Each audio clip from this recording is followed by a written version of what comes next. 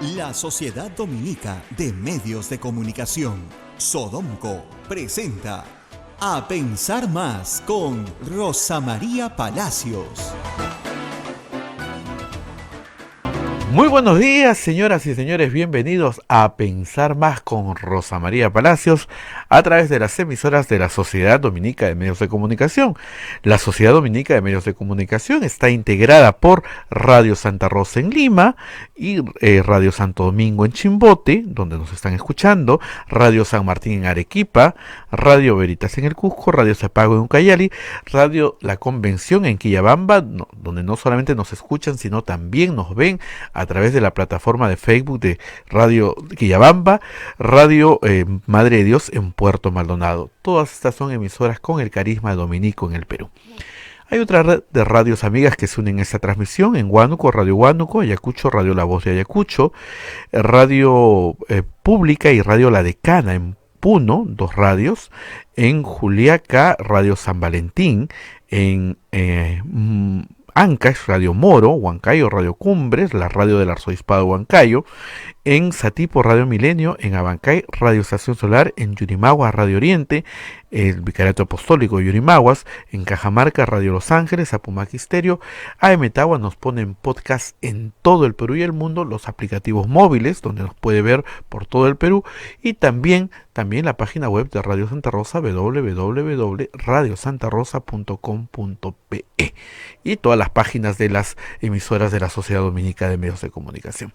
Bien, Rosa María, vamos a conectarnos ya con Rosa María Palacios. Adelante, por favor. Buenos días. Buenos días a todos los que nos escuchan en el Perú y fuera del Perú, lejos y cerca, los que están en Lima y los que están en cualquier punto del país, nos escuchan a través de una red cada día más grande, la verdad. Bueno, aquí estamos nuevamente. Hoy día habíamos planeado hablar un poco más de la interpelación que en unas horas se dará contra, hay que decir contra porque en realidad no es a favor, ¿no?, del ministro de Educación, básicamente por su labor en SUNEDU, como jefe de SUNEDU, y no como ministro de Estado, hay que decirlo. Las preguntas son sobre SUNEDU, y obviamente vienen cargadas, de las venganzas personales de aquellos que tienen universidades no licenciadas. Ese capítulo no sabemos cómo va a terminar, pero si venía cargado el cañoncito de Castilla, ¿disparará? Pues no. Hoy vamos a ver algunos pequeños disparos y después veremos la censura probablemente la próxima semana.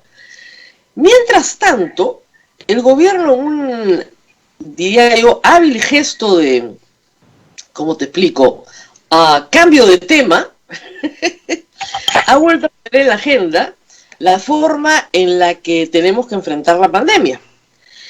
Y ahora sí, Abel, ya es sálvese quien pueda. O sea, no saben a dónde van, es lo que te da la impresión.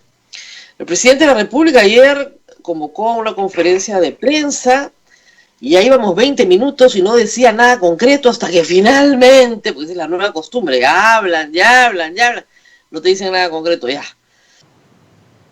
5 regiones completas y 34 provincias a cuarentena absoluta. Y eso es un tercio del Perú, es la tercera parte de nuestro país sin trabajar. Es un tercio del país sin trabajo, sin ninguna fuente de ingreso. O sea, no sé si eso se entienda bien, es decirle a la gente, no puedes trabajar, punto. Ya te mandamos tu bono. Y para el resto del país, una cuarentena relativa con un toque de queda nuevamente de 30 horas, que arranque el sábado a las 10 de la noche y termine el lunes a las 4 de la mañana. 30 horas encerrados. Esto que hemos combatido desde este programa es una mala medida. Y nos habíamos alegrado que hace 4 semanas esta medida había terminado, gracias a Dios, ¿no es cierto? Pero no prenden. Y claro, como genera controversia, nos tienen entretenidos discutiendo esto. La verdad es que el gobierno no puede afrontar la pandemia. Esa es la triste realidad. Nuestro número de muertos es, dependiendo de cómo lo miren, el peor o casi el peor del mundo. Si tomamos la cifra de muertos reales, estamos en el peor lugar del mundo. Si tomamos la cifra de muertos oficiales, somos los terceros, o los sextos, como se mire, peores del planeta. Entonces, como decía ayer Ivana Peñaflor, es bien sencillo. Mira todos los demás países y copia que hicieron. Porque peor que a nosotros no le va a nadie. Pero el gobierno insiste en hacer exactamente lo mismo para obtener un resultado diferente. ¿Eso es científico? O sea, en ciencia, si tú haces exactamente lo mismo, obtienes el mismo resultado. No, en el Perú hemos decidido violar todas las normas de la ciencia y decir, vamos a hacer exactamente lo mismo y esta vez vamos a tener un resultado diferente. ¿Por qué nos contagiamos? Porque nos aglomeramos. Eso está estudiado, no me lo he inventado yo. Seres humanos son los que portan el virus. El virus no está en la comida, felizmente, ¿no es cierto? No es un virus diarreico, no está en la comida. Está en nosotros, en cada persona. Cada persona lo porta, lo lleva y lo comparte con otra persona. ¿Cómo lo comparte? Por las gotículas que salen de la boca. Entonces nos tapamos la boca, ¿no es cierto? Buena idea. Nos tapamos la cara, mejor idea. Y obviamente nos lavamos las manos, porque el virus puede sobrevivir algunas horas en algunas superficies. ¿Qué debemos hacer? No estar aglomerados. Se ha probado en varios estudios, en China y en Europa, que las personas cuando están en una habitación pequeña por mucho tiempo con muchas personas se contagian, ¿ok? Entonces, ¿dónde se han contagiado masivamente los peruanos? En primer lugar, en los mercados. En los mercados a donde se obligó a ir algunos días a la semana, aglomerados con otras personas. Segundo lugar, los bancos. Bancos a los que se obligó a ir a los peruanos a cobrar un bono, acuérdense, por partes, ni siquiera los 760 juntos, eran 320 y 320. O sea, si no te contagiaste en la primera, a ver si te contagias en la segunda. Bancos con horario, con toque de queda, horario reducido, número de agencias muy limitado y largas horas de cola en el exterior. Y paraderos. El transporte público de pasajeros es un servicio público. Por lo tanto, el que tiene que proveer el servicio público es el Estado. Estamos a punto de tener este viernes nuevamente una paralización del Metropolitano. Desde este fin de semana, desde ayer en realidad, ya el Metropolitano está saliendo con muchísimos menos buses. ¿Por qué? Porque el Estado no quiere llegar a un arreglo con el concesionario y el Estado es la Municipalidad de Lima, el Ministerio de Transportes, ATU, el Ministerio de Economía, en fin. Las autoridades competentes no quieren hacerse cargo del tema. Ahí nos contagiamos. Y en tu casa. Pero en tu casa no porque hagas una fiesta, sino porque vives con 15 personas. Vives con la abuela, vives con tus primos, en el primer piso vive tu mamá, en el segundo viven tus sobrinos y en el tercero vive tu tía. Ya pues hay 15 personas en un inmueble de 3 pisos. En cualquier lugar del Perú. ¿Y qué vas a hacer? ¿Te vas a mudar solo? Basta con que uno se contagie para que ese uno contagie a todos. Pero esto no es novedad, esto no es un problema de los domingos, es un problema de todos los días. Ahí está el contagio. Entonces, ¿qué hacemos?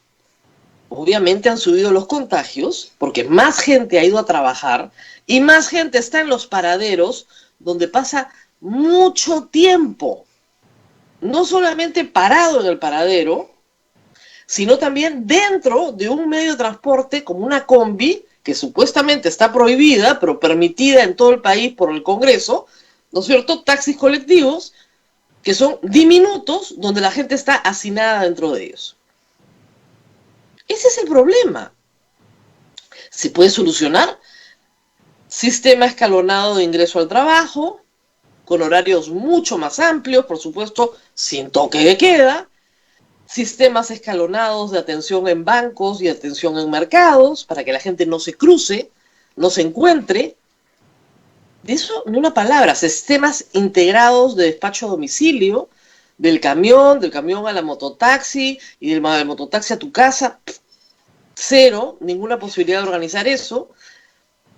Ahí estamos. Entonces hay que hacer algo, porque evidentemente el número de contagios ha subido y va a seguir subiendo. Y va a seguir subiendo porque, reitero, si haces lo mismo, obtienes el mismo resultado. ¿Qué hacemos? Medidas efectistas. Cuarentena masiva, que en el fondo no es tan malo como lo del domingo, porque lo del domingo sí te aglomera el sábado. No hay pruebas, me dicen. No hay pruebas, bueno, veremos, pues. Nos sentaremos a esperar. Abel sale todos los sábados a comprar su mercado porque de lunes a viernes está acá. O salía los domingos cuando podía. Pero claro, iba el sábado, no sé, tú eres testigo, Abel, cuando tú ibas el sábado, tempranito, el domingo, ¿no es cierto?, cerrado, te aglomeraba el sábado. Pero ahora que abrieron Las colas, las colas. Las colas de entrar al mercado. Sí, terrible, terrible. Una cola, señores, es un peligro. Yo veo una cola, me da vuelta y me regreso. Igual. Pero yo puedo. Esa es la gran diferencia. Hay millones de peruanos que no pueden darse la media vuelta y regresar. Eso es lo que el Congreso no entiende, y el Ejecutivo no entiende, y no entienden los militares. La mayoría de la gente no se da media vuelta y se regresa porque tiene que hacer ese trámite que tiene que hacer. Yo donde veo cola, más de 3 personas, media vuelta y me regreso. No. No me voy a exponer. Prefiero no comer. Pero la mayoría de la gente no tiene esa opción. Y regresamos a las medidas punitivas. Esto del domingo tiene dos, además, derivadas, ¿no? La primera es que traslada la culpa a la gente. Si tú dices que tienes que asumir la responsabilidad por los paraderos, y esa responsabilidad es del Estado, entonces, claro, ahí sí, claro, tienes que crear un sistema, tienes que cambiar, ¿no es cierto?, la organización del flujo de transporte en la ciudad. Tienes que hacer una reforma del transporte a toda velocidad. Eso no lo pueden hacer. Entonces, te prohíbo los domingos. Los domingos no existen. Ya está.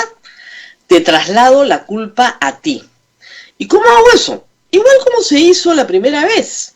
Igual como se hizo en marzo y en abril. Saco a una persona caminando por la calle sin mascarilla y le grito, maldito, desgraciado. ¿No? Exactamente igual. El tema casuístico en televisión genera un impacto masivo. Saco, mira, tenemos 187 provincias en el Perú. Una fiestecita por cada provincia y tengo 187 fiestecitas. Una por provincia. Ya está, tengo toda la casuística que necesito. No necesito más. Miren ustedes, qué mal, la niña está celebrando su quinceañero.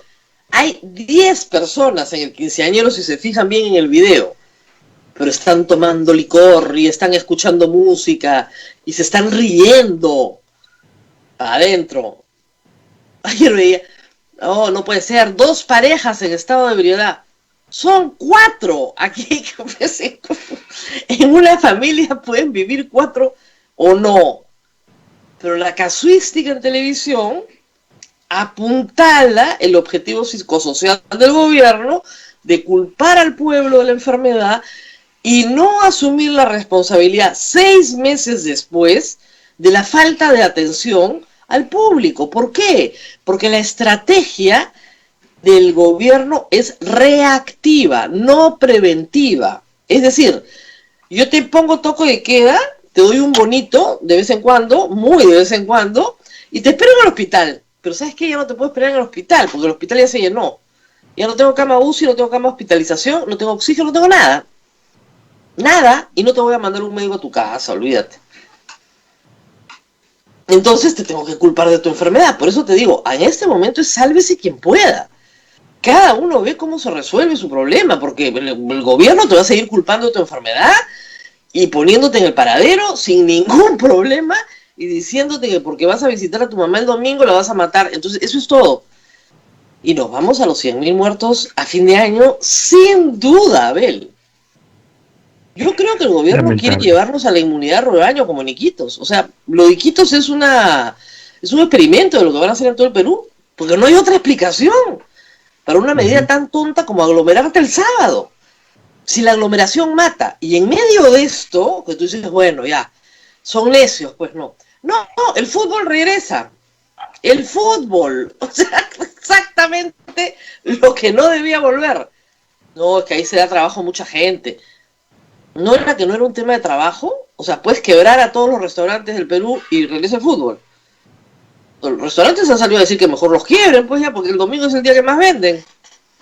Los que sí va a haber delivery. Ah, entonces esa gente sí puede ir a trabajar. La que trabaja en el restaurante y la del delivery. La verdad es que es una incoherencia total. Reitero, si tú haces lo mismo, obtienes el mismo resultado.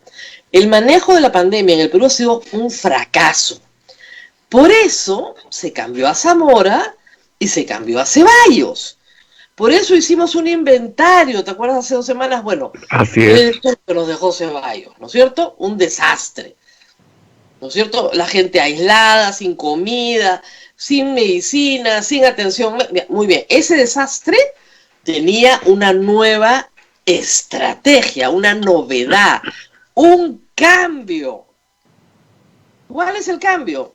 Cuarentena los domingos y cuarentena para un tercio del país. Y Ujú. el bono, que ya es exactamente lo mismo. Exactamente lo mismo. ¿Cuál es el cambio? ¿Dónde está el cambio de estrategia? O sea, la policía va a agarrar a varazos a la gente en la cola de una bodega. Eso es lo que ha dicho el presidente. Vamos a hacer operativos. Así, y hay un policía para cada peruano, en cada cola. No hay, pues. Ujú. No Rosa había María, manera. Sí. acá un oyente, Martín Casas, nos pregunta ¿qué tan Uh-huh. confiable ha sido el estudio de la PCM para llegar al toque de queda los domingos? No sé si No, no ayer hay ni... escuchaste tú. Sí, no sé, eso es lo que le iba a decir. No sé si escuchaste tú ayer al profesor principal de la Universidad Cayetano Heredia, al doctor Edward Málaga y también a Raji Burjun, que Jaime Chincha les hizo la pregunta y le hizo la pregunta a la ministra y dijo que no había data, no había información. Entonces, Ningún estamos, estudio. No es que el no hay estudio, estudio, no es que el estudio sea confiable, que la PCM haya hecho un estudio confiable o no haya hecho un estudio confiable. No hay ningún no estudio. hay. Sí, eso es No lo que hay, contestaron. pues. O sea, hay data, pero no han Estudio. hecho el estudio. Ciencia cero. Nos parece. Ya. ¿Por qué? Y ustedes dirán, pero no pueden ser tan tontos. Porque el gobierno cree que es una medida popular. De nuevo, Bueno, pero hay vamos muchas a... personas que le gusta. Hay muchas Mira, personas que le Radio gusta. Santa Rosa ha hecho su pequeña encuestita en Twitter. No significa nada, eso no tiene, ojo, no tiene ninguna validez científica.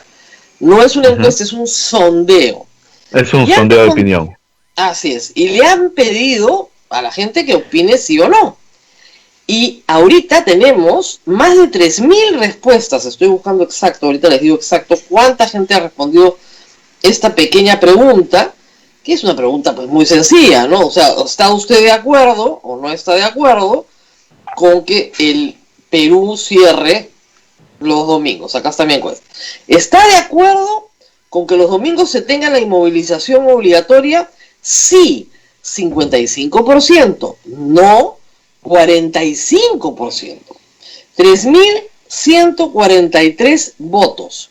Todavía hay tiempo para votar, ¿ah? Pero mitad, mitad.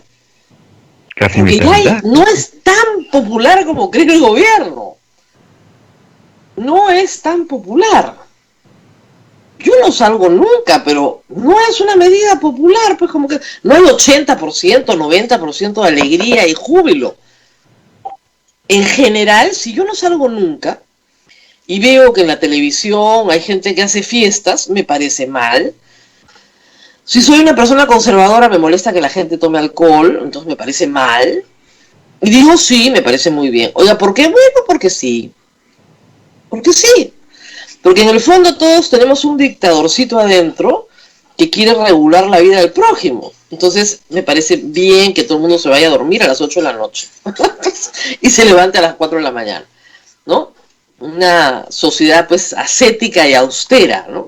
Sí, pues, puede ser, pero el dictadorcito que todos tenemos dentro, ¿no es cierto?, es como un virus que se esparce cuando el gobierno decide regular sin ningún sentido. Y como han dicho otros médicos, porque hay para todos, han salido a decir, oiga, la gente se va a reunir el sábado igual. O sea, si el objetivo es evitar que visites a tus padres, los vas a visitar el sábado, pues. O le vas a decir a mamá, mamá, el gobierno, el señor Vizcarra nos ha dicho que no podemos verte. ¿Ah, sí? Ya quiero ver eso. Cada uno va a hacer lo que juzgue conveniente hacer. Son decisiones absolutamente particulares y arreglos familiares absolutamente particulares. Arreglos absolutamente individuales. Imagínense una familia que tiene 2 hijos y una mamá de 80 años. Y los hijos han decidido acompañarla cada 15 días cada uno, porque tienen que trabajar y tienen que atender otras cosas. ¿Quién se puede meter a arreglar eso? ¿Por qué me tengo yo meter a regular la forma en la que atienden a una persona mayor? Rosa María, ¿y por qué crees que no hay? ¿Y por qué crees que no hay? Y lo están pidiendo también nuestros oyentes, estoy leyendo los comentarios, y acá lo hemos pedido siempre, ¿por qué crees que no hay una campaña educativa donde desayuno, almuerzo y comida nos estén diciendo lo que vamos a causar si vamos a visitar a nuestra mamá, a nuestro papá? No tengo idea. Es más, un oyente nos dice, así como hubo la campaña contra Vargas Llosa, ¿te acuerdas? Algo así de, mira, acá lo venimos pidiendo, Rosa María, en la programación desde el mes de abril. Mira, nada, no hay nada. Ayer he visto un montón de comerciales de Australia, de España, de Italia, de todas partes del mundo, con distintos objetivos, porque tú sabes que hay en esto, en comunicación hay distintos objetivos. O sea, tú puedes movilizar el miedo, puedes movilizar la solidaridad, puedes movilizar la acción, ¿no es cierto? O sea, hay distintos objetivos en distintos momentos, ¿no? Hay distintos mensajes para distintos momentos. Pero acá, la campaña de comunicación es: el presidente se sienta a la 1:30, porque citan a la 1 y normalmente es 1:30, y arranca a hablar. Saluda a fulano, agradece a mengano, largo, ¿no? Y 20 minutos después, bueno, la vez que nos mandó a cuarentena un mes, ¿te acuerdas? Un mes y tanto, de frente, y tuvieron que hacer una pregunta 2 horas después, y dijo, señor, ¿hay cuarentena? Sí, cuarentena. Oiga, no se entendió ese día. No se entendió nada. Bueno, ayer hablaba, yo dije, yo pensé que iba a ser peor, ¿eh? Ajá. Porque, Rosa María, sí, tenemos que irnos a la pausa ya, porque nuestro invitado, vamos a hablar del otro tema. Miguel Castilla, ex ministro de Economía, está esta mañana con nosotros para tomarle la temperatura también al tema económico. Hoy día hay malas noticias, la recaudación tributaria se ha caído, Abel, de una forma 29%, me parece que el mes de junio, y eso es dramático. El Perú tiene que entender que si no recauda, no hay presupuesto público, y si no hay presupuesto público, ya no hay nada, o sea, no hay ni planilla del Estado, ¿se dan cuenta? Tiene que haber presupuesto público con la recaudación. ¿Y quién paga impuestos? Los privados, esos que no existen para el Estado, esos son los que sostienen al Estado. Vamos a la pausa y regresamos. Rosa María, permíteme mandar a la pausa, no sé si tenemos este comercial que está hecho por el Ministerio de Salud, pero no sé por qué no lo quieren poner. Y a mí me parece que es mira, te invito a que lo veas y a nuestros oyentes también. Yo creo que esto sería quizá, tal vez, digo yo, en mi poca experiencia, quizás sería más efectivo que cerrar los domingos si nos pasan desayuno, almuerzo y comida. Vamos con este comercial y mírenlo ustedes y luego volvemos con nuestro invitado. Vamos con A Pensar Más a través de las emisoras de la Sociedad Dominica de Medios de Comunicación. En Lima nos escuchan por Radio Santa Rosa, en Chimbote Radio Santo Domingo, en Arequipa Radio San Martín, en Cusco Radio Veritas, en Ucayali Radio Cepagua. En la Convención nos miran también por las plataformas de Facebook de Radio Quillabamba. En Puerto Maldonado también hacen lo mismo, nos escuchan y nos ven.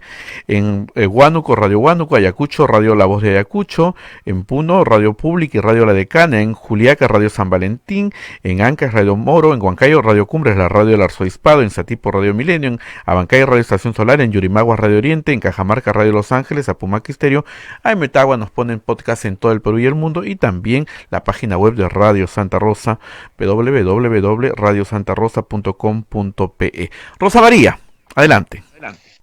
Sí, vamos a ir en un segundo con Miguel Castilla. Solo le decía al público que si alguien, ahora estamos en Sálvese Quien Pueda, quiere hacer algo para ayudar, hay una forma muy concreta. Yo creo que en algunas parroquias lo están haciendo así. Miren, las colas donde la gente compra oxígeno son colas de familiares de gente enferma.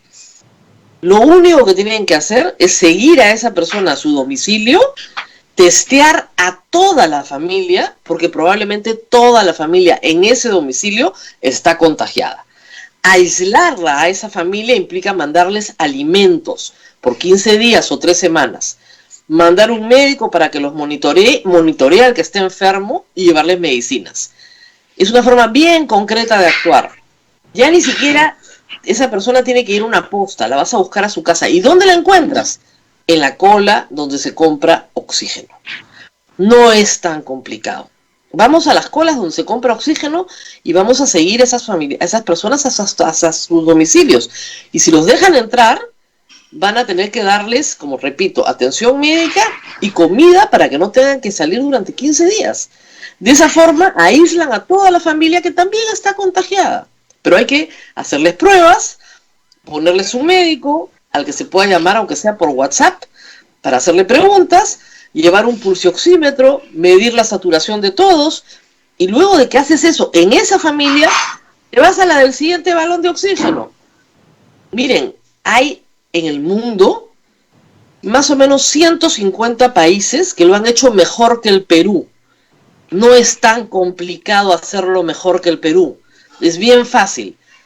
Y estábamos esperando un cambio de estrategia y no hay ningún cambio de estrategia. Es la misma estrategia. Bueno, también tenemos que hablar de economía, porque las medidas de ayer, mandar a 1/3 del país a cuarentena absoluta, es 1/3 del país, ojo, tampoco es broma. Y estamos con el exministro Miguel Castilla, a quien no puedo evitar felicitar. Ha obtenido una victoria judicial, breve, pero victoria al fin y al cabo, así que en primer término, felicitaciones por la victoria judicial. Muchas gracias, Rosa María, muy amable. Y vamos al tema económico.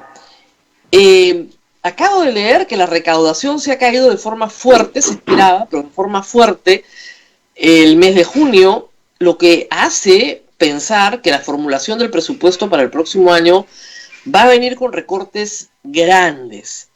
¿Cuál es la perspectiva en el contexto en el que estamos hoy? Bueno, yo creo que todavía no hemos tocado, no se ha visto lo peor del impacto económico, porque lo peor se va a ver por la falta de recuperación de la demanda. O sea, si creíamos que abriendo la economía ya volvíamos a crecimientos importantes y especialmente generación de empleo, eso es falso. Y creo que como bien señala el hecho de que en los próximos días se va a presentar un proyecto de ley de presupuesto que después de muchísimos años va a mostrar una contracción, creo que refleja la seriedad del momento en el que estamos viviendo. Probablemente esto sea, digamos, por una caída de la recaudación. Lo que se estima es que por lo menos habríamos perdido 3 puntos de la recaudación, partiendo de la base de que somos un país con baja presión tributaria. En el Perú, más o menos se recauda en presión tributaria 15% del PBI, y en términos de ingresos fiscales, 20% del PBI estable en los últimos 10, 15 años.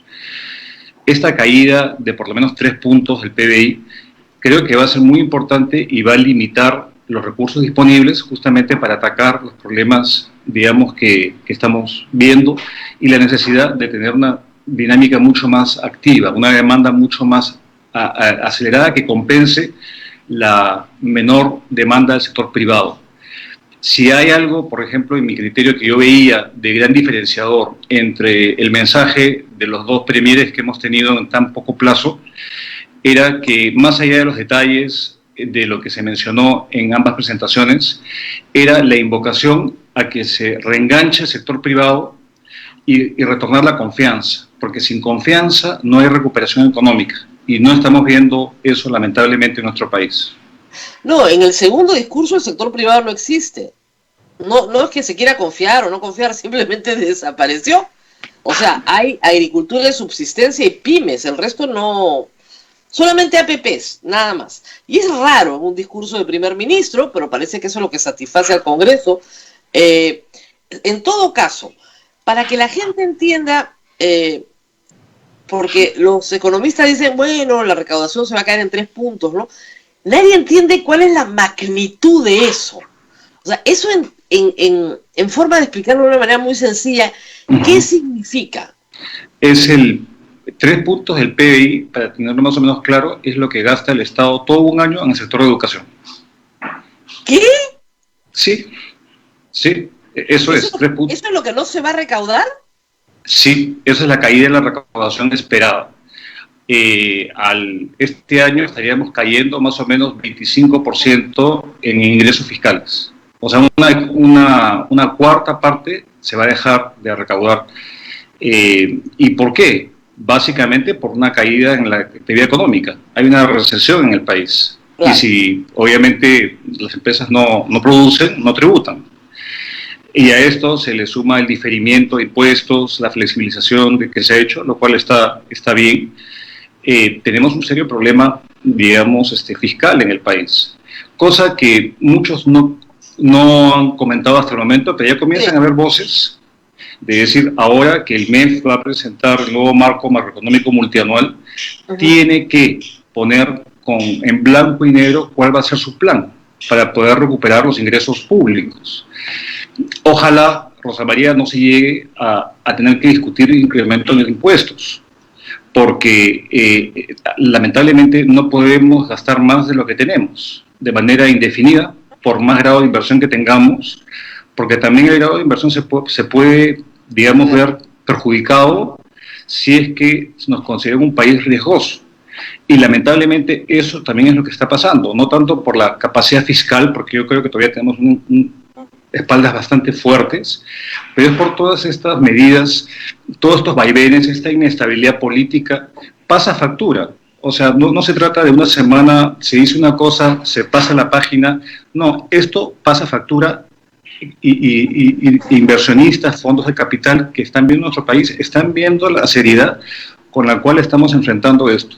Ayer yo leía que el Departamento de Estado prohíbe o recomienda a sus ciudadanos no visitar el país, digamos, por la pandemia desatada nuevamente y por el crimen que puede suscitarse. Es preocupante. O sea, yo la verdad que creo que ahora que hay la oportunidad, que se presenta el presupuesto, hay una siguiente oportunidad, una tercera oportunidad de poner con claridad cuáles son los ingresos, dónde se va a priorizar y cómo se pretende motivar al sector privado. El presupuesto no solamente es cuánto aprueba el sector público en ingresos, sino cuál es la política económica que se ve plasmada en el marco macroeconómico multianual que debe ser aprobado antes de fin de mes y planteado al país. Para que la gente nos entienda, ¿qué cosa es un marco económico multianual? Ese es el plan de gobierno, es el plan de acción, es el documento más importante que tiene el gobierno, donde establece las prioridades y las medidas que va a adoptar para llegar a ellas. Por ejemplo, si se plantean cambios en el tema previsional, deberían estar ahí plasmados. Si se plantean cambios impositivos a futuro, ahí deberían estar planteados. Si el Estado tiene juicios que tiene que pagar, bueno, ¿cuánto va a pagar y en qué tiempo? Si se van a motivar la inversión en infraestructura, las APPs, bueno, ¿bajo qué criterios? Los cambios en la inversión minera, es un documento marco, es el principal documento que tenemos de planificación. Hay otros países, por ejemplo, Colombia, que tienen unos documentos que se llaman COMPES, que sale un poco la proyección de la política económica y social de los siguientes años. En nuestro caso, las dos herramientas más importantes que tenemos de planificación en el país, que son reales, es el marco macroeconómico, que pone el tope de ingresos, los gastos, las prioridades, y el presupuesto. No hay otros dos documentos que sean más importantes para llevar adelante las políticas públicas y dar señales claras al sector privado, que lo ve, digamos, con mucho detalle lo que sale publicado en ese documento. ¿Y se aprueba todos los años? Se aprueba normalmente, se aprueba una vez al año antes de la presentación del proyecto de ley de presupuesto y se actualiza 6 meses antes. En este caso, la última versión que teníamos era de septiembre o de agosto del 2019. Se decidió, no por la incertidumbre, no publicarlo hasta dentro de poco, que tiene que ser publicado como condición necesaria antes de la presentación del presupuesto del Congreso. Ahora, se supone que este año, dicen más o menos algunos expertos, que el déficit fiscal va a ser de 10 puntos. O sea, eso es la diferencia entre lo que tenemos y lo que gastamos, ¿no es cierto? Correcto. Para cualquier ama de casa es como si usted gastara más de lo que tiene. Entonces, correcto, el 10% de lo que ha gastado lo tiene que cubrir ¿con qué? Con deuda, con crédito, con algo, porque en algún momento tiene que pagarse. No teníamos un déficit de este tamaño desde la época de Alan García. Y los que escuchamos 10% de déficit fiscal se nos acelera el corazón porque nos recuerda a Alan García. ¿Qué tan malo es esto para el próximo año? Bueno, yo creo que, a ver, no es que, y acá creo que hay que ser claros, si tenemos un déficit tan grande es porque se ha caído de manera brutal la recaudación. O sea, no es porque el gobierno se enloqueció y comenzó a gastar más allá de la cuenta. Ojo. Entonces yo creo que eso es importante. Y ahora, el hecho de que tengamos niveles de deuda bajo nos permite ir a los mercados, endeudarnos y en la coyuntura suplir esa diferencia. Pero eso no se puede hacer ad infinitum. Exacto. Hay reglas fiscales que están establecidas con un propósito, y el propósito es dar una señal clara de que el manejo del fisco peruano es responsable y que ahora que tenemos que transitar por un déficit, esto gradualmente va a volverse se va a reducir ese déficit y probablemente para el año 21 tengamos uno del 7% y así progresivamente lleguemos a la regla de no tener un déficit fiscal mayor al 1%, que es el que se calcula. Ahora, el problema acá es que para que eso funcione, o nos endeudamos ad infinitum, que estaría mal, o comenzamos a recaudar más. Y acá de nuevo viene el problema. ¿Cómo haces para recaudar más si la gente ha retraído radicalmente su consumo en muchas áreas de la vida cotidiana, pero muchas áreas, de una manera radical? Una de las cosas que la clase media te dice ahora es: lo único bueno es que estoy gastando menos. O sea, compro lo indispensable para la sobrevivencia. O sea, comer, básicamente, limpieza, no gasto en transporte, no gasto en entretenimiento, no gasto en salidas, no gasto en taxi, no gasto en casi nada que sea. Y son esas cosas las que mueven la economía. Entonces, ¿cómo haces para romper eso y volver al círculo virtuoso, ¿no es cierto?, del gasto y la generación de riqueza? O sea, acá creo que clave para cualquier proceso de recuperación de las finanzas públicas es que el país comience a crecer de vuelta, porque no vamos a poder sanear las finanzas públicas solamente a través de la política fiscal. Eso es imposible. Si una economía se retrae, no hay, digamos, porque incluso se pueden aumentar los impuestos, pero hay evasión. O sea, claro, acordémonos que la evasión acá es altísima. Va a haber más evasión. Va a haber más evasión, va a haber más elusión, que es esta planificación agresiva que hacen algunas empresas o personas para reducir su carga tributaria, y que el MEF la ha calculado. De hecho, si uno suma la evasión y la ilusión que tenemos, es más o menos 7 puntos del PBI, pero no es poca cosa, que creo que nos podría ayudar. Y también se tiene que hacer digamos, acciones en dos frentes que de hecho el Ministerio de Economía lo tiene muy claramente identificado. Por un lado, hay una serie de exoneraciones tributarias que no es que ayuden en mucho y que más o menos suman 2 puntos del PBI, que son estas significaciones al IGB para algunos bienes, algunas regiones, en la selva y otros. Y por otro lado, también tenemos ineficiencia en el gasto público, en las contrataciones, sobrecostos, gasto ineficiente. Un cálculo del BID reciente muestra que más o menos se podría ahorrar más o menos 2,5 puntos del PBI si fuésemos un poco más eficientes en el gasto público. Entonces hay 3 fuentes. O reducimos la evasión de manera seria, digamos, o reducimos este gasto tributario que es poco útil, o mejoramos la eficiencia del gasto. Pero, reitero, todo esto está supeditado a que la economía se recupere, que la gente gaste, que los empresarios inviertan y que contraten mano de obra. Y a esto creo que justamente apuntaba el discurso del ex premier cateriano.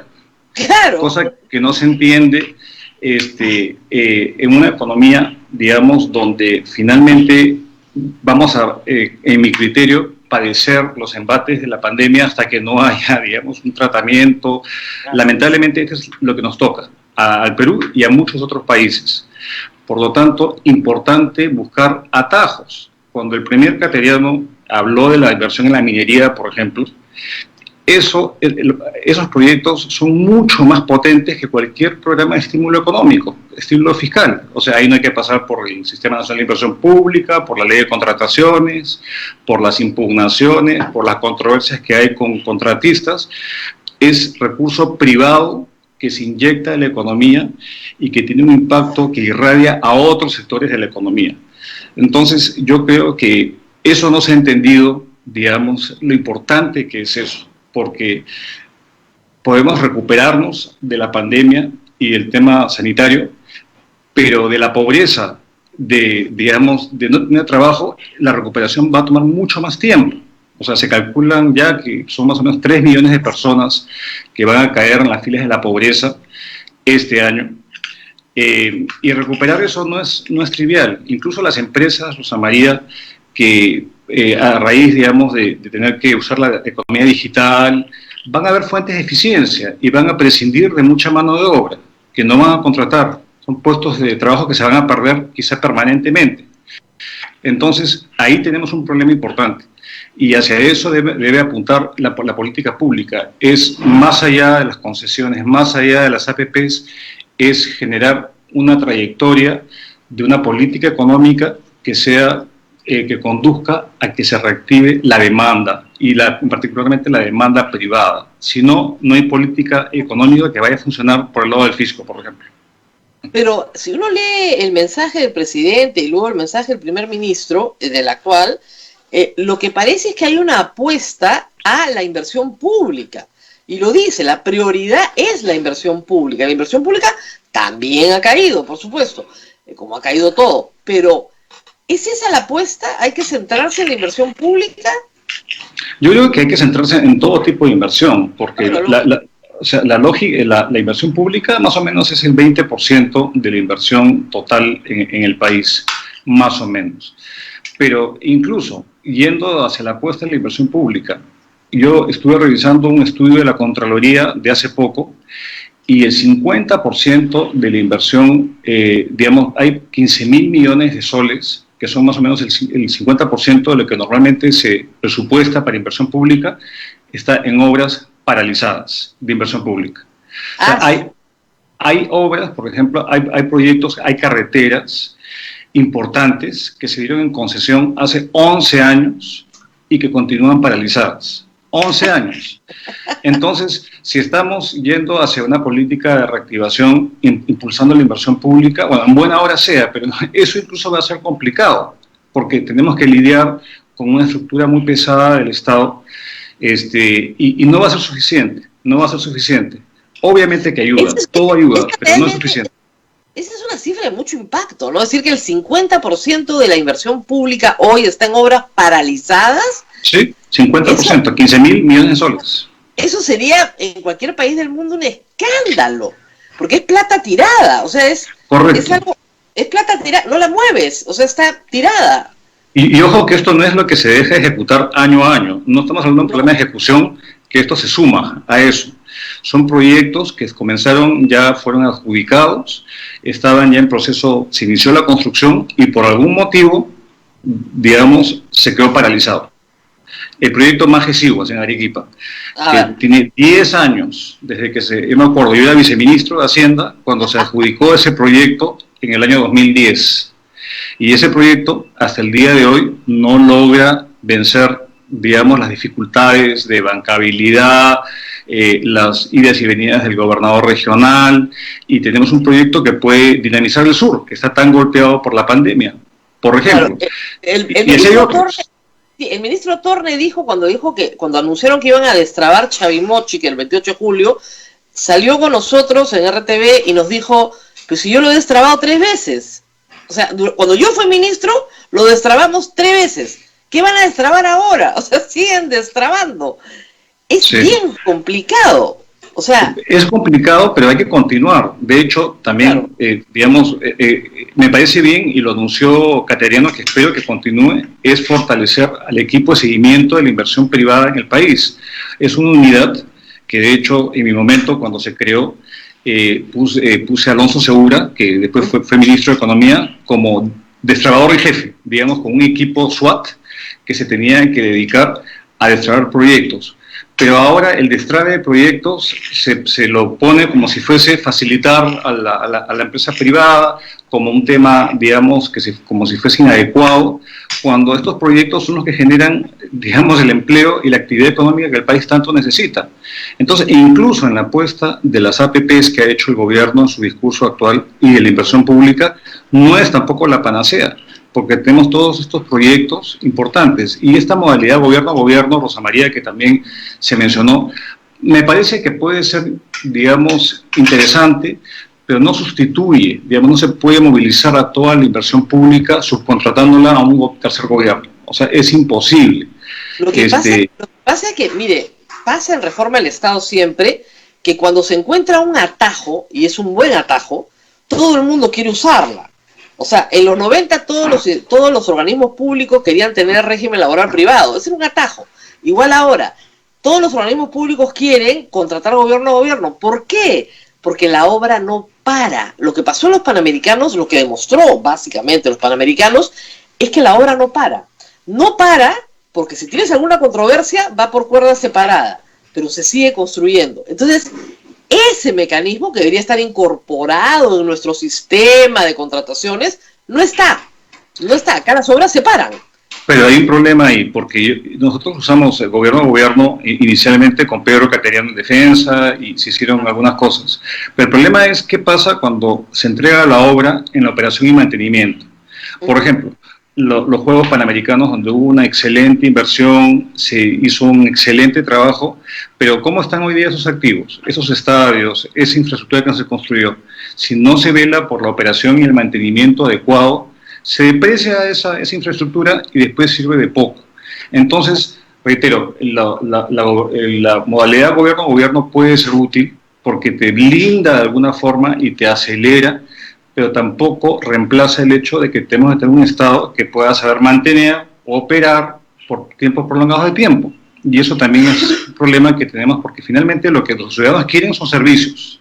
Claro. Esta infraestructura sirve para dar servicios al ciudadano a pie. Si no lo recibe, digamos, por más que haya un impacto económico en la fase de construcción, de poco va a servir hacia adelante. No, sí, hemos tenido en esta pandemia, en varios lugares del Perú, hospitales que no se terminaron de construir. O sea, a medias, que está a veces el casco, pero no el equipamiento, no el hospital. Correcto. Porque son parte de estos problemas, de los problemas en los cuales el Estado no compra porque le cuesta mucho comprar. Y eso es uno de los problemas más graves para salir. Ahora, en cuanto a pymes, lo que se nos ha dicho es que son las más golpeadas de la cadena actualmente, porque son las más chicas, eso es verdad. Y una pequeña empresa que era proveedora de una empresa más grande, la empresa más grande ha reducido su venta, ya no le va a comprar y a su vez hacia atrás esta no le compra las anteriores. ¿Hay alguna salida más allá de financiamiento, crédito? Porque a mí me pueden dar todo el crédito del mundo, pero si nadie me compra, ¿Para qué quiero el crédito? ¿Cómo romper eso? Yo creo que en el tema de las pymes y de las MIPES, porque digamos de las microempresas que son más pequeñas, y si uno suma las micro hasta las medianas, es el 99% del tejido empresarial nacional. A ver, yo creo que hay como que dos áreas, digamos, de trabajo. Una es que hay mucha legislación que se hace promotora de la MIPE o de la PYME. El problema es que esto impide que esa pequeña empresa pueda crecer. Porque obviamente si yo voy a tener una carga tributaria más baja, regulaciones más bajas, entonces me quedo de ese tamaño. ¿Qué incentivo tengo yo de crecer si de 15% de impuesto a la renta paso a 30% por un empleado? Entonces yo creo que ahí hay un tema de cambiar un poco la concepción de estos regímenes especiales promotores, porque tienden a exacerbar el tamaño pequeño de la unidad productiva. Y lo otro que se ha comentado muchas veces es la empleabilidad, digamos, de la gente que trabaja en estas pymes. Estamos en un mundo, digamos, y estaba escribiendo un libro sobre el tema, en el cual toda la dinámica laboral está cambiando. Todo van a ser a futuro, son estas plataformas digitales, ya no existe el contrato laboral estándar. Entonces acá y ciertas ocupaciones van a desaparecer por la automatización y todo eso. Entonces acá lo importante es mejorar las capacidades y la empleabilidad de la mano de obra, que se emplea principalmente en este tipo de pymes, en este tipo de empresas. Y lo último es experiencia propia. Yo el día de ayer estoy constituyendo una empresa consultoría, digamos, ya que estoy acá en el país, y digamos, he tenido que pagar una cantidad de plata a una contadora, o sea, lo estoy sufriendo en carne, pero al abogado, a la contadora y todos los papeles que he presentado al banco, al notario, y la verdad es que no sé cómo hacen muchos otros, para poder formalizarse. Entonces, digamos, ayer me decía usted, ¿qué cosa es? Bueno, debo ser un microempresario, porque soy yo nomás y un asistente. Yo solo. Y me dice, bueno, es todo esto, y yo cuantifico toda esa preinversión, y es un montón de plata. Entonces, la decisión racional es, ¿sabes qué? Mejor, ¿qué gano? Mejor recibo, doctor, mejor recibo por honorario, nomás, doctor. pero esa no es la idea, porque entonces yo no podría contratar a otras personas. Justamente estos encadenamientos, poder contratar a otra gente, es costoso, costoso. Entonces, yo creo que haríamos bien en repensar cuáles son los mecanismos para facilitar la contratación de gente que sea capacitada, y los costos de hacer empresa en el país son muy elevados en general, y para las pequeñas empresas son mucho más elevadas. Oye, en estas circunstancias es mucho peor. Yo invito a la gente, yo he salido muy poco, pero las pocas veces que he salido caminando, lo que me fijo es en los negocios que han cerrado. Y yo le diría el 25% acá alrededor de Miraflores ha cerrado. Puertas cerradas, rejas cerradas, se alquila, se vende. O sea, pero ya donde había una bodega, donde había una lavandería, donde había un sitio que vendía tortas, ya no están. Ya no está el restaurancito del barrio, no están. Cerraron, porque no pueden pagar el alquiler, la peluquería ya no puede pagarle al personal. El 20% de las peluquerías, se señala en un estudio, van a cerrar para no volver nunca más. Sí. Entonces, y no digo cosas más graves, porque, por ejemplo, esto sí es más grave. ¿Qué hacemos con el turismo en el Perú? O sea, ¿qué se hace con ese sector? Bueno, ahí, por ejemplo, que es un sector que yo lo he estado mirando, es un sector que es emblemático, pero es un sector también que más o menos el 84% es informal. Así es muy informal. Entonces, por ejemplo, en nuestro país funcionó bien la ley de promoción agraria, especialmente en la costa. Logró formalizar un sector que obviamente tenía actividades que eran temporales en el tiempo, había temas de estacionalidad, pero se logró formalizar de manera impresionante en los valles de Ica, los valles del norte. Toda la agroexportación, todo lo que era agroexportación.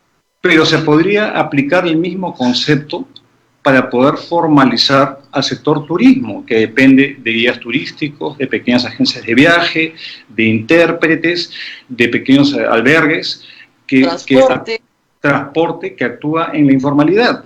Pero acá se teme tocar el tema laboral en este país, es como, digamos, es un tabú, es una vaca sagrada, y mientras tanto tenemos informalidad rampante y tenemos ahora muchísimas empresas que han quebrado, justamente porque no tienen la capacidad de poder absorber los costos de la formalidad con muy pocos beneficios, hablando de la falta de servicios anteriormente por la falta de infraestructura, la falta de inversión que está paralizada.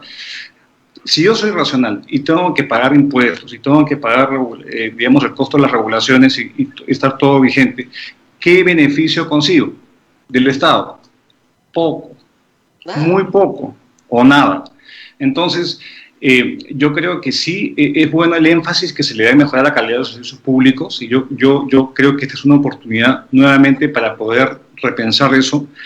Pero la panacea de nuestros problemas económicos no pasa por ahí. La solución no es una panacea. La solución de nuestros problemas pasa por volver a pensar en lo básico. Las empresas tienen que crecer, tienen que tener distintas oportunidades y verse de un entorno que facilite ese crecimiento. Y ahora, eso... Le pueden decir, pero usted quiere que las empresas crezcan, nosotros queremos sobrevivir. Doctor, ¿cómo sobrevivimos? Acá lo que se está jugando es la sobrevivencia. Sí, no, yo estoy de acuerdo con eso. Incluso, digamos, los programas, digamos, que el gobierno ha hecho y con gran esfuerzo, yo creo, digamos, no hay que desconocer tampoco ni ser mezquino. Ha sacado reactivas, FAES, digamos, yo veo al equipo que se está rompiendo la cabeza de cómo hacerlo, pero acá esto va a ser todo marginal si no se atacan los problemas de fondo. ¿Cuáles son los problemas de fondo? La inversión minera, la legislación laboral, digamos, cortar toda esta desconfianza brutal que existe, digamos, hacia el sector privado, que se ve reflejada en el diálogo entre el Ejecutivo y el Congreso, mejorar la capacidad, digamos, de que las obras no se paralicen, que generen empleo, digamos, la construcción civil genera muchísimo empleo. Así es.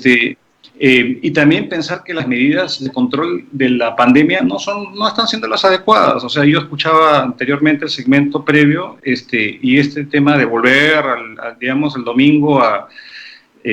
yo la verdad que es repetir lo que aparentemente no ha funcionado. Sí, claro. Y hay un consenso de lo que sí funciona, que son una estrategia de 3 patas. Hay que hacer las muestras, ojalá con pruebas moleculares que son mucho más adecuadas. Hay que hacer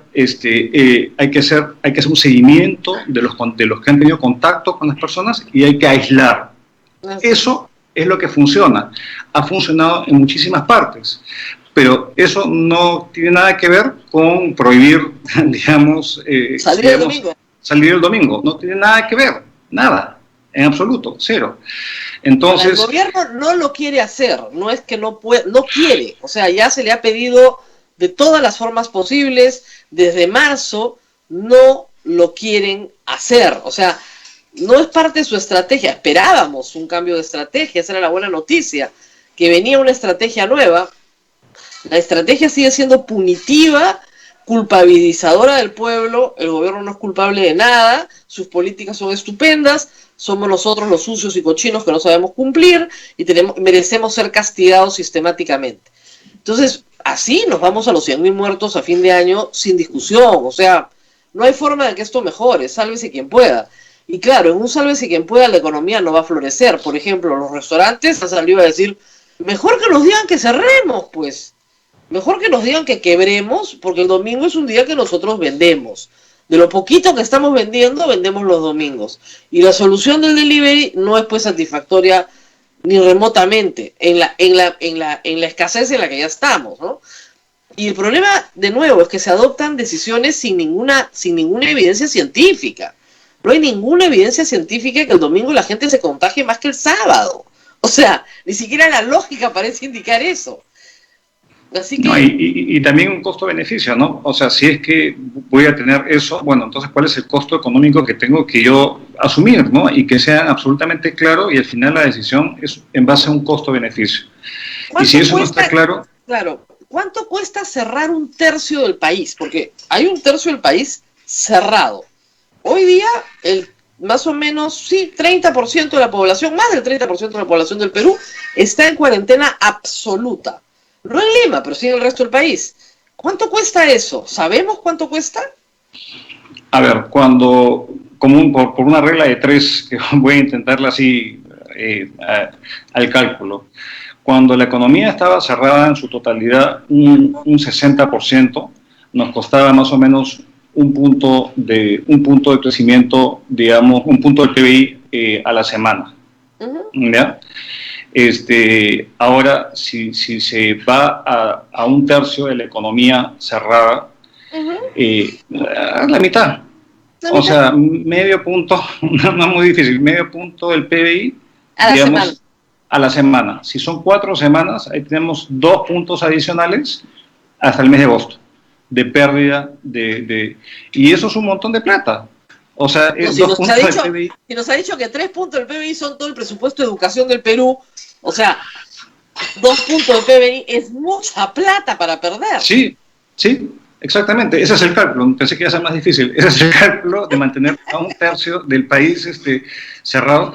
Y yo no sé si es que ese costo-beneficio está haciendo.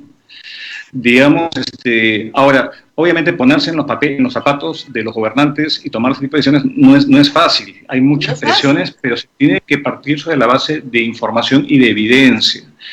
Porque si no, se está tomando medidas un poco a ciegas y por presiones, y eso no es la conducción de un país en medio de una crisis. Entonces, reitero, esto no va a ser fácil, nadie dijo que lo iba a ser fácil. A mí no me sorprende que haya un rebrote de la pandemia una vez que han abierto la economía, esto pasó en todas partes. En todas partes, pero se supondría que hay un aprendizaje de lo que funciona y de lo que no funciona, y perseverar en lo que no funciona pareciera no ser la ruta más inteligente. No parece la... Ahora, yo como usted concuerdo, y hay que decirlo, que yo no discuto la buena intención, estoy convencida de que hay buenas intenciones, pero como dice el dicho, el camino del infierno está empedrado de buenas intenciones. Ese es el problema, y parece que nos dirigieran directo al infierno, porque realmente, de nuevo, al Perú le ha ido peor, no le ha ido mejor, ni siquiera digamos que Argentina, que es un país que está en default, le ha ido mejor que nosotros. Y uno no entiende. Nuestra contracción va a ser el doble que de la Argentina, el doble, y es un país que está en default. ¿Cómo puede ser eso? O sea, que alguien me explique eso, no entiendo. En el caso de la Argentina es que ellos tienen un mejor sistema de salud pública que el nuestro. Así es. Ahí, digamos, hay una clara diferencia. Colombia va a crecer, digamos, va a contraerse la mitad de lo nuestro porque no hizo estos cierres draconianos de toda la economía. Fue focalizado desde un comienzo. No demonizó a la pequeña empresa, a la gran empresa. Apoyó a la gran empresa de sus encadenamientos. Hay diferencias, o sea, podemos ver las diferencias. Entonces, y eso que no hemos abordado, Rosa María, un tema que a mí me preocupa mucho, es que pese a todo esto, el Congreso sigue con los planes de regalar plata de los pensionistas. El Congreso, ese sí nos va a matar, porque ni siquiera hay buenas intenciones. Claro, en la lógica, eso es, si ya le di plata en su propia AFP a la gente y me fue bien y fue popular, bueno, ahora asalto el presupuesto público, aunque no tenga iniciativa de gasto, y reparto la ONP. El equivalente, me decían que lo mismo cuesta 7.000 millones de soles el bono que van a repartir ahora que los fondos necesarios para cumplir con el proyecto de ley del Congreso. Entonces, duplicar, y eso va a ser un impacto en el déficit fiscal brutal este año. Pero van a aprobarlo, no tengo duda. Eso es lo que hay, e incluso si uno se pone a pensar en qué se está gastando, que asumamos que ya no hay ese costo fiscal, esta liquidez está ayudando a las familias a sobrevivir. No, estamos viendo un repunte en la venta de televisores LED, en electrodomésticos, que vienen por esos sectores, pero no necesariamente es, digamos, el uso de esos recursos, que es la pensión de muchas personas. O al final el MEPSI va a tener que gastar un punto más del PBI o se endeuda más, o va a tener que quitarle, digamos, recursos a otros sectores. Entonces, bueno, en Chile ya pasó. Hoy día había un reportaje que ha permitido retirar el 10% de la AFP, y la industria de electrodomésticos, que son importados, no se fabrican en Chile tampoco, ha repuntado brutalmente, y como siempre los televisores han sido muy importantes. Pero claro, la respuesta de una ama de casa es: a ver, trate usted de pasar una cuarentena sin licuadora, pues señor, no es tan fácil. Entonces, claro, la venta de electrodomésticos, o una lavadora, que es útil, ¿no?, va a repuntar. Son bienes de consumo que se van a ir muy rápido, pero va a repuntar. Ahora, este peligro en el Congreso, yo no creo, no sé cómo vio usted la última presentación del primer ministro, no creo que se haya conjurado. Por el contrario, parece ser más bien que el gobierno ha cedido y que no hay nada que hacer, que el cañoncito de Castilla viene hacia el presupuesto público bien, no es su cañoncito por si acaso, ¿eh? Es de Ramón Castilla, pero viene bien apuntado así, y sí. ¡pum!, va a volar sobre el presupuesto público, sí, no hay duda. Yo creo que la verdad que no quisiera estar en la posición de la ministra de Economía, porque tener que parar el impulso, digamos, de gasto en el último año de la gestión va a ser Dios y su ayuda. Pero también acordémonos que el incentivo del gobierno es menor, porque ellos van a gobernar hasta julio. Entonces, al final será problema del siguiente. Pero creo que el siguiente terreno campal de confrontación va a ser el presupuesto de la República, porque claramente el gobierno no tiene ningún tipo de capacidad de manejar comisiones, eso ya se ha visto. Y estos congresistas al final salen, ¿no? Entonces ahorita es agarrar agua para su molino, y es preocupante. Y es más, yo no creo que acepten tan fácilmente la reducción, digamos, del presupuesto este año, el año 21. No lo van a aceptar porque ya hay como una especie de derecho adquirido de que año tras año hay un incremental. Entonces, nada, estamos en una situación complicada. Y reitero, acá viendo el vaso medio lleno y cada vez más vacío, yo creo que se tiene que apostar por las cuestiones básicas. El emprendimiento privado es esencial, es clave, no podemos dejarlo de lado ni ningunearlo. Las empresas saben qué hacer, y ellos son los que tienen que conducir, digamos, la recuperación económica. No es la parte pública, es la parte privada, y eso no lo hace uno neoliberal ni lo hace uno ultraortodoxo, es sentido común. En China, país comunista, lo que funcionan son estas empresas. En los países asiáticos es lo mismo, y ellos están yendo como un cañón, y mientras que acá estamos tratando de volver digamos, a penalizar a la actividad privada. Ojalá pudiera convencer al público, pero es difícil, y menos al Congreso. Ahora, usted pudo convencer a Ollanta, eso ya es meritorio, porque él creía lo contrario. Así que si pudo convencer a Ollanta, espero que esta prédica sirva para convencer a los peruanos de que sin empresa privada no hay forma, pero es que no hay forma, no, ¿de dónde va a salir la plata? No hay forma. Bueno, Abel, ¿tenemos alguna pregunta de nuestros oyentes? Bueno, sí, Rosa María. Preguntan por acá si es que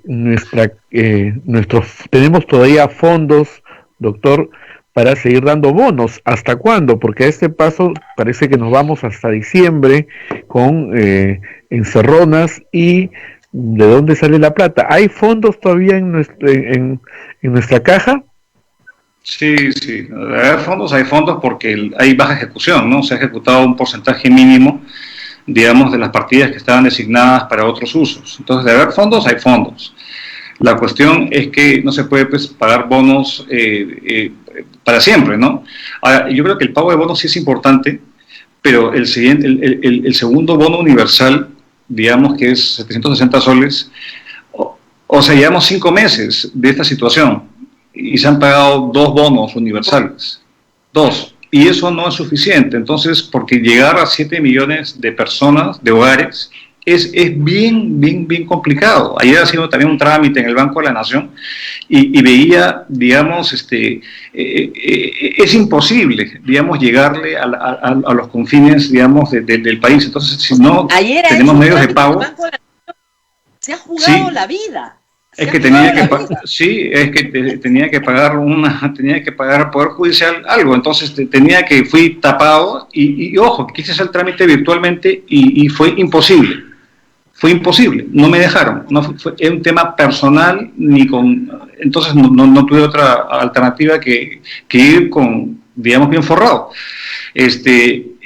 porque no había otra forma, exactamente. Entonces, si yo tengo la posibilidad de poder cuidarme e ir a hacer estos trámites, imagínense pues el señor de 80 años a cobrar su bono, es imposible. Entonces, yo creo que el tema no tanto es de recursos, sino es la capacidad de poder darlos de manera oportuna a quien más lo necesita. Pero dicho esto, no somos el rico MacPato sentados en una bóveda de plata, no, eso ya fue, eso es un mito. Los recursos son finitos y lo vamos a ver en la discusión del presupuesto del año entrante. Así es. Bueno, muchísimas gracias por haber estado con nosotros esta mañana. De nuevo, felicitaciones. Ha sido un triunfo épico en el Poder Judicial. No todo el mundo tiene triunfos y yo sí creo que en este caso se ha hecho justicia y espero que pronto se archiven todas las causas en su contra para que cuando se abran los aeropuertos pueda reunirse con su familia nuevamente, porque además es víctima no solo de la pandemia, sino de la justicia, y las dos cosas a la vez es mucha carga para un ser humano, ¿no? Así que felicitaciones, gracias por estar con nosotros, y Abel, nos vamos despidiendo. Así es, Rosa María, nos vamos despidiendo hasta el día de mañana y recordarle a todas las parroquias que están haciendo en todo el país sus campañas, envíennos sus banners para ponerlos para que la gente del exterior pueda aportar. El oxígeno es vida y necesitamos oxígeno. Sálvese quien pueda, y la iglesia está ayudando muchísimo, así que por favor, hay parroquias y diócesis en todo el Perú levantando plantas de oxígeno. Necesitamos que la gente siga donando para poder terminar, y cualquier ayuda es buena, y también por supuesto con las obras de todas las parroquias que están llevando alimentación a casas de gente que no puede salir, y que no puede salir porque está enferma, o alguien de su casa está enferma y han decidido guardarse. Entonces esas familias necesitan alimentación, el Estado no la está dando y la está dando la iglesia, así que si pueden contribuir con esas campañas también sería muy importante. Muy bien, gracias. Nos vemos, Rosa María, gracias al ministro. Gracias, y nos vamos hasta el día de mañana. Cuídense mucho, cuídense bastante. Chao. Nos vemos. Hasta aquí, A Pensar Más con Rosa María Palacios. Este programa fue producido por la Sociedad Dominica de Medios de Comunicación, Sodomco.